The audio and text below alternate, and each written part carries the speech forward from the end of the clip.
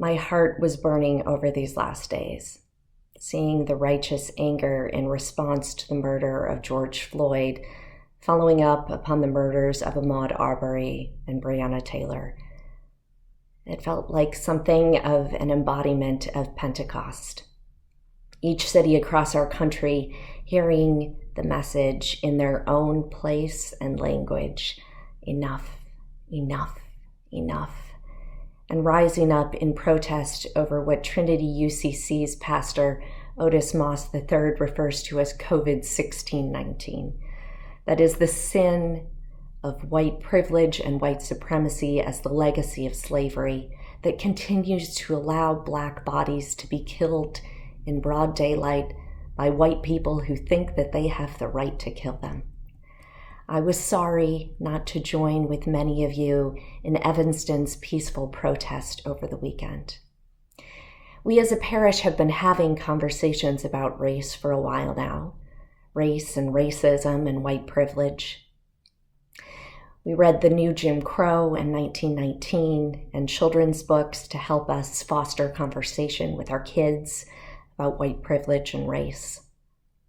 And we've talked about our denomination's investment in slavery over time. We have talked about race, but this moment is different. And in this moment, I need to be abundantly clear as your rector. Racism is sin. Black lives matter deeply to God. I believe that God's very heart is breaking in this time. And white privilege and its elevated relative white supremacy are sins that those of us who are white did not create, but do benefit from, even if it doesn't always feel that way. And we must be active participants in dismantling white privilege and white supremacy. But we must be active in solidarity with and in humble listening to Black people who continue to be the victims of this structural sin. And so today I want to direct you to their words. If you are having trouble having sympathy for, and even at all identifying with, Black protesters, I direct your attention to Trevor Noah and his monologue of late.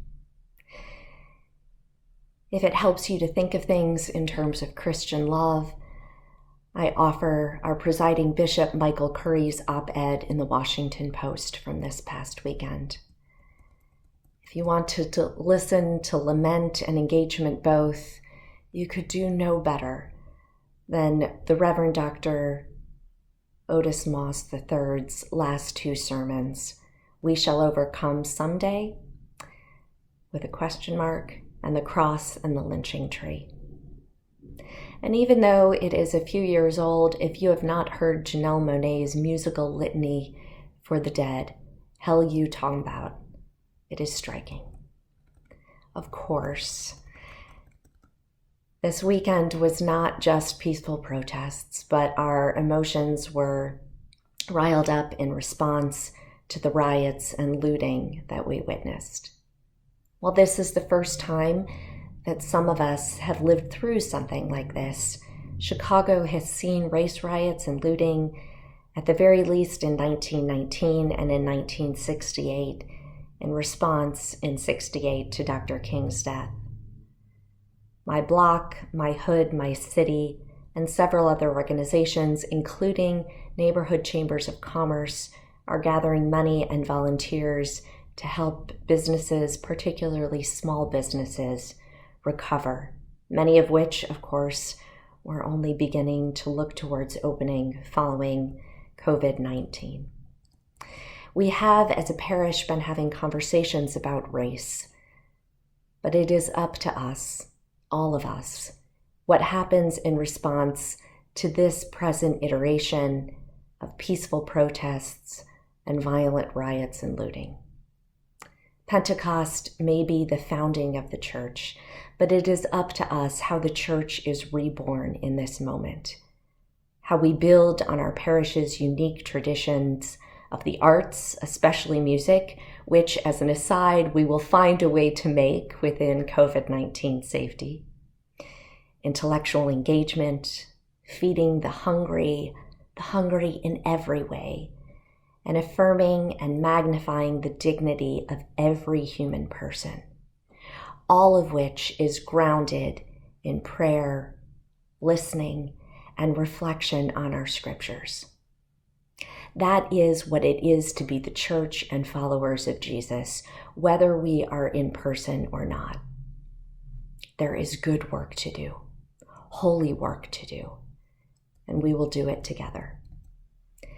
I am honored, as always, to be your rector, and grateful for this time of maternity leave, and to the wardens and vestry and staff and Reverend Patty Snickenberger for running things while I am away. But my friends, do not wait for me to be back from maternity leave in August to get started. Read, donate, pray, organize. Talk about this with your Sunday COVID check-in partner and with one another in every other way. Our city is burning now. Our hearts are burning now. God is very present now. Amen.